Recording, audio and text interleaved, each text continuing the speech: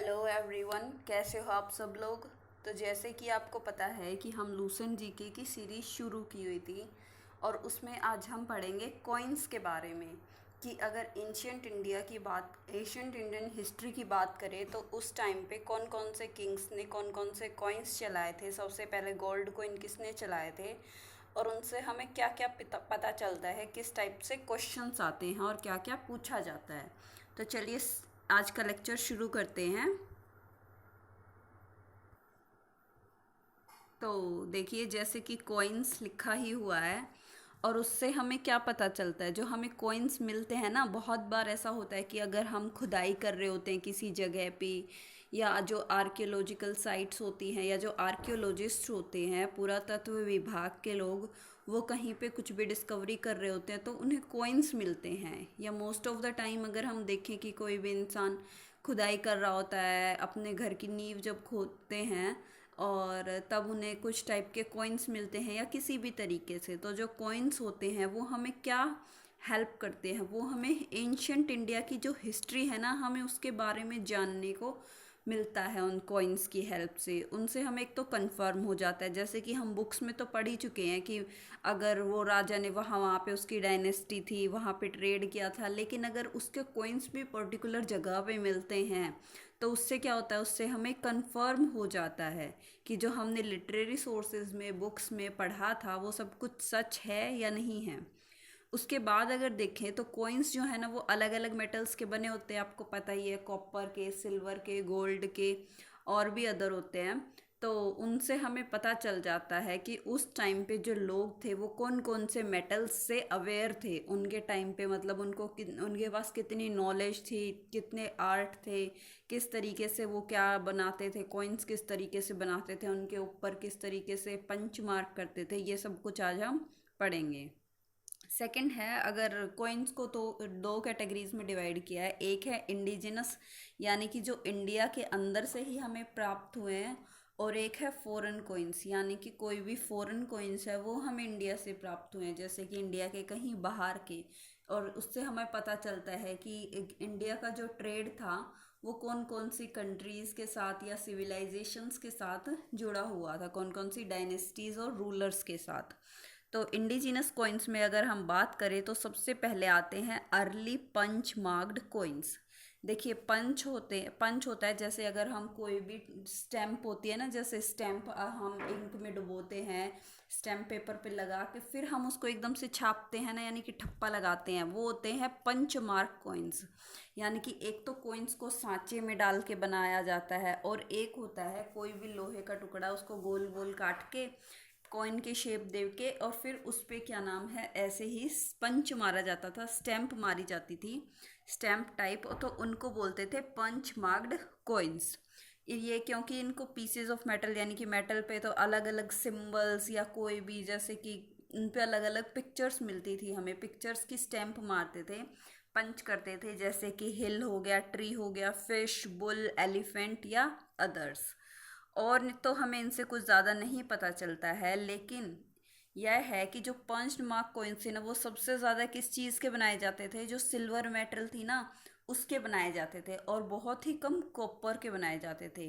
Gold coin तो हमें नहीं मिले इतने ज़्यादा।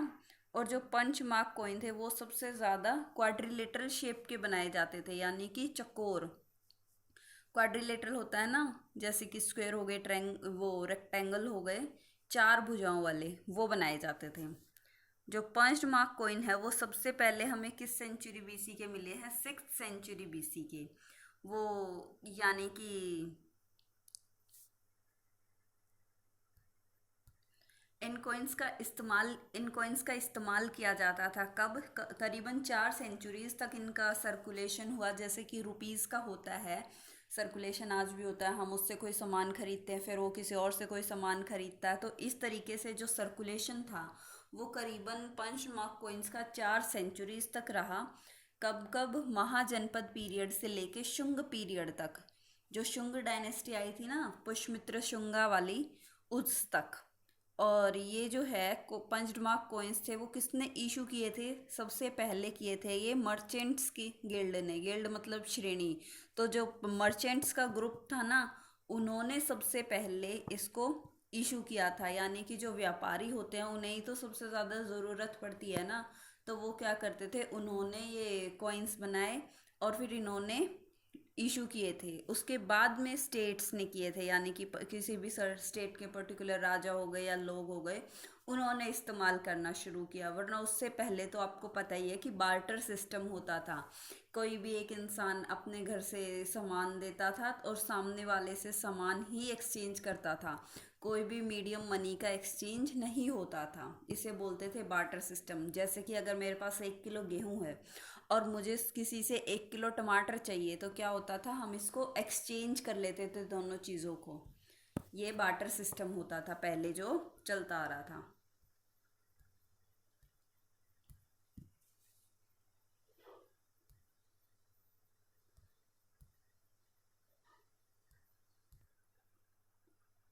ये देखिए, ये कुछ पिक्स हैं।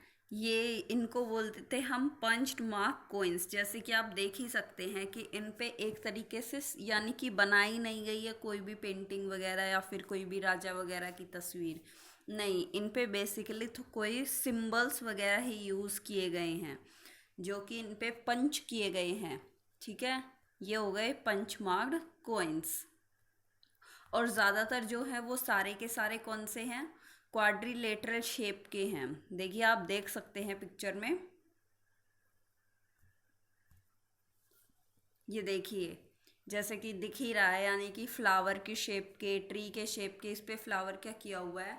अलग अलग सिंबल्स जो होते थे ना, उनसे हम क्या करते थे, स्टैम्प कर देते थे और फिर उनसे हमें ये जो पंच्ड मार्क कॉइन्स हैं वो होते थे, जो कि ज़्यादातर मर्चेंट्स के द्वारा यूज़ किए जाते थे। वहीं अगर हम नेक्स्ट बात करें तो वो है इंडो बैक्ट्रियन कोइंस। देखिए, ये जो कोइंस थे ना,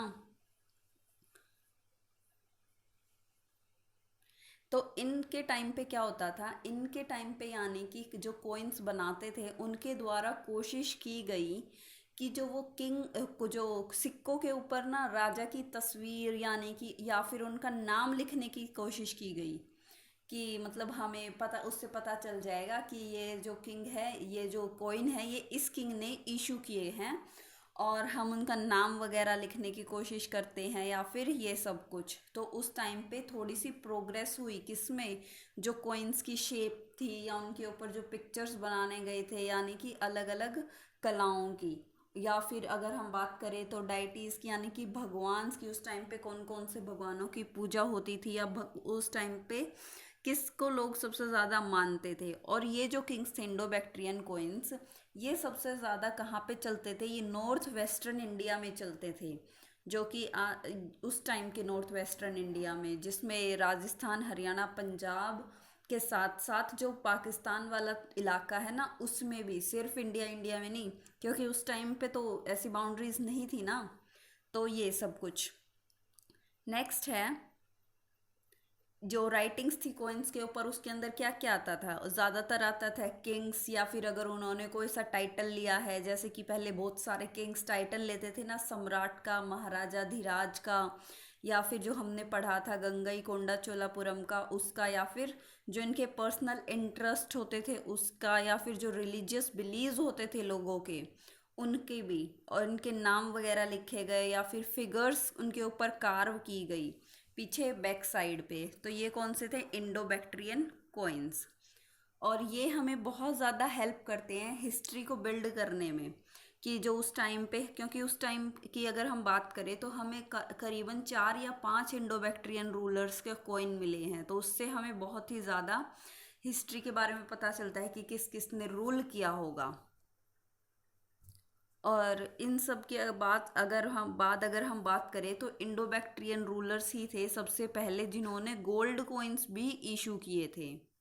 कौन से, गोल्ड कॉइन्स। देखिए, इससे पहले गोल्ड कॉइन्स नहीं थे। जो पंच मार्क कॉइन्स थे वो ज़्यादातर सिल्वर के थे या फिर कुछ एक कॉपर के थे, लेकिन इन्होंने क्या किया था, इन्होंने गोल्ड कॉइन्स इशू करने की थोड़े से इशू किए थे।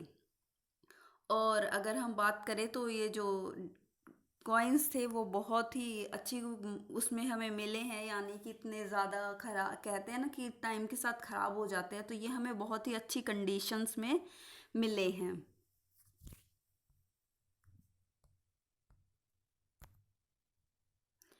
अब एक पिक्चर दिखाती हूँ आपको इंडो बैक्टीरियन कोइंस की।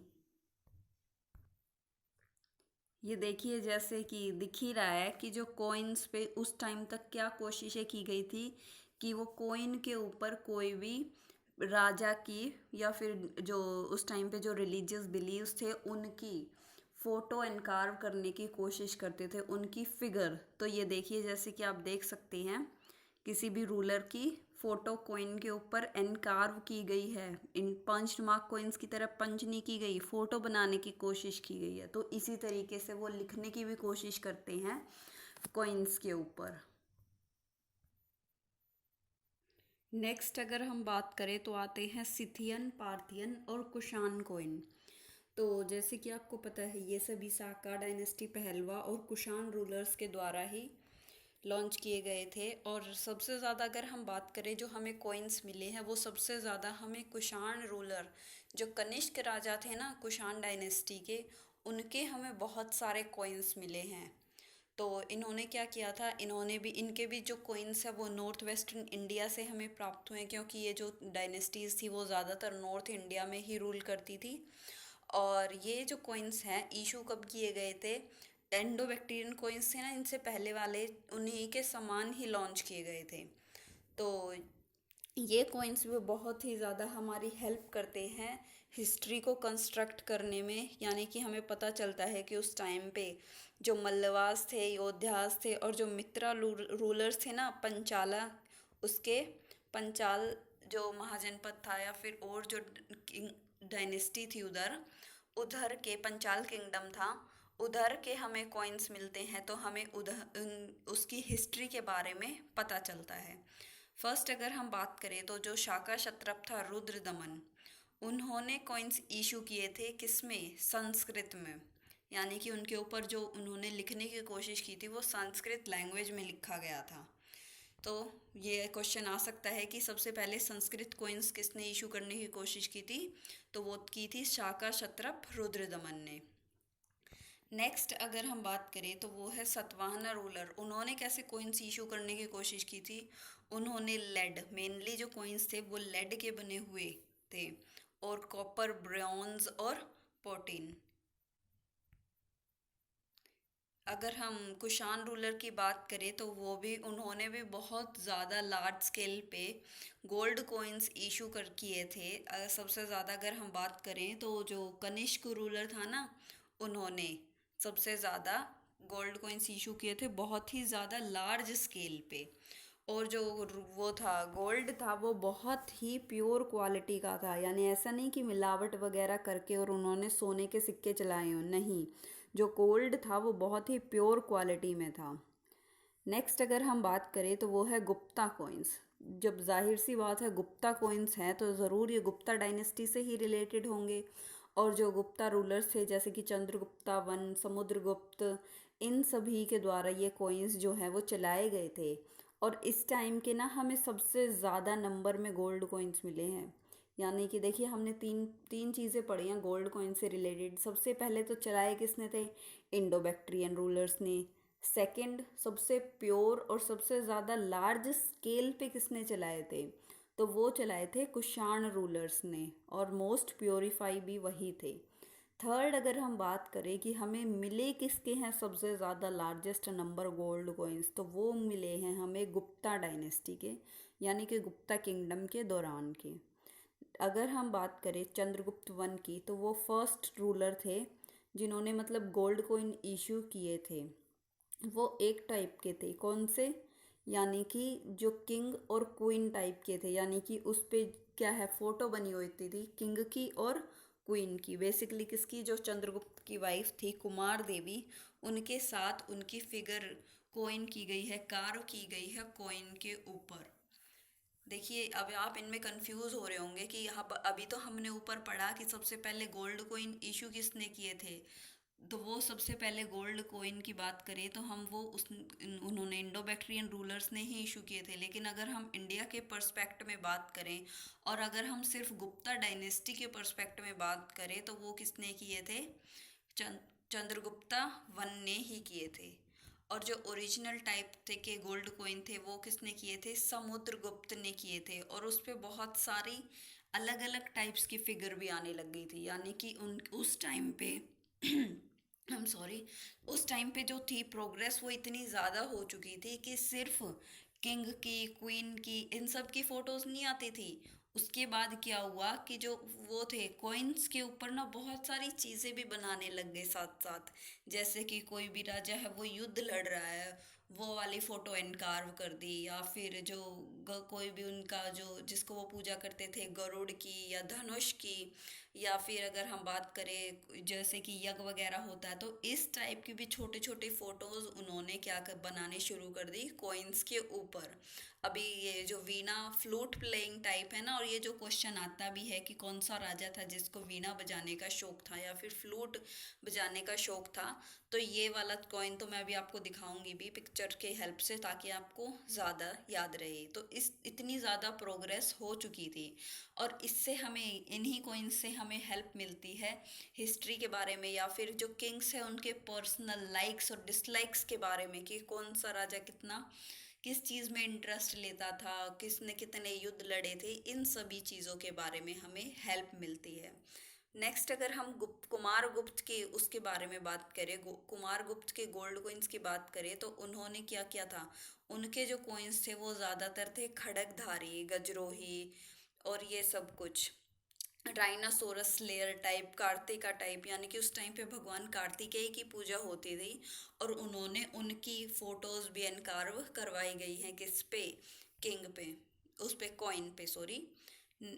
अगर हम गुप्ता रूलर्स, चंद्रगुप्त सेकंड जिसको विक्रमादित्य भी कहते हैं, तो वो फर्स्ट रूलर थे जिसने क्या किया था, सिल्वर कॉइन्स इशू किए थे। और नेक्स्ट अगर हम बात करें तो जिसने कॉपर कॉइन्स इशू किए थे वो किसने किए थे, रामगुप्त ने। वो सब कुछ इसलिए क्योंकि हमने पहले भी पढ़ चुका है कि जो गुप्ता डायनेस्टी थी वो पहले तो बहुत ही ज़्यादा फैली, यानी कि विस्तार हुआ उसका बहुत ज़्यादा, एकदम पूरे इंडिया पे उन्होंने अपना साम्राज्य फैलाया, साम्राज्य का उनका बहुत ज़्यादा विस्तार हुआ, बहुत ही ज़्यादा प्रोस्पेरस और जो कहते हैं स्वर्ण युग उन्होंने देखा, तो वो था अर्ली उसके टाइम पे। लेकिन बाद में धीरे धीरे जो गुप्ता डायनेस्टी का डिक्लाइन हुआ, तो वो किससे आ गए, गोल्ड से सिल्वर पे, सिल्वर से कॉपर पे आ गए। तो इसीलिए लास्ट तक अगर हम देखें तो जो रामगुप्त था उसने क्या किया था, उसने कॉपर कॉइन्स तक इशू करने शुरू कर दिए थे, क्योंकि जो गोल्ड और सिल्वर था वो इतनी अमाउंट में नहीं बचा था।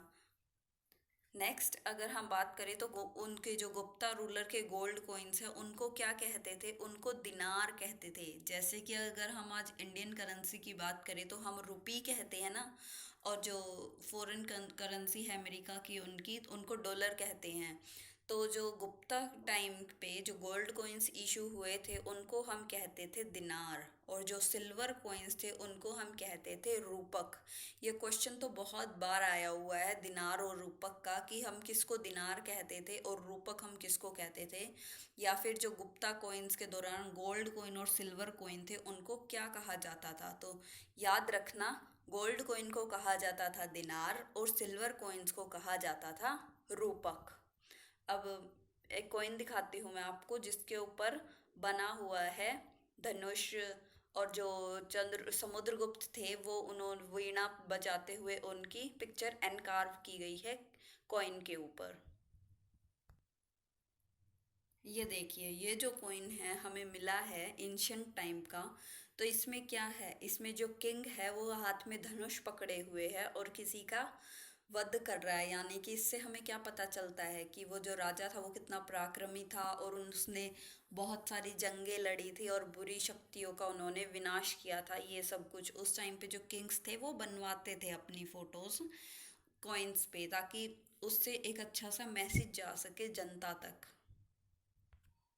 नेक्स्ट अगर हम बात करें तो आप इस कॉइन में देख पा रहे होंगे कि जो किंग है वो उन्होंने एक म्यूजिकल इंस्ट्रूमेंट टाइप पकड़ा हुआ है, वीणा, फ्लूट। वैसे तो हिंदी में अगर क्वेश्चंस आता है मोस्टली तो वो वीणा ही आता है, क्योंकि बांसुरी नहीं आता। वैसे तो फ्लूट बांसुरी होती है, लेकिन इसमें अगर इंग्लिश में क्वेश्चंस आते हैं तो वो फ्लूट प्लेइंग किंग होता है, यानी कि वो राजा क्या म्यूजिकल इंस्ट्रूमेंट बजा रहा था। तो ये आप देख सकते हैं कि जो समुद्रगुप्त को बनाया गया है, बनाने की कोशिश की गई है, और वो क्या है, म्यूजिकल इंस्ट्रूमेंट बजा रहा है। तो इससे हमें उनके इंटरेस्ट पता चलते हैं कि जो समुद्रगुप्त था उनको म्यूजिक में भी बहुत ज़्यादा इंटरेस्ट था।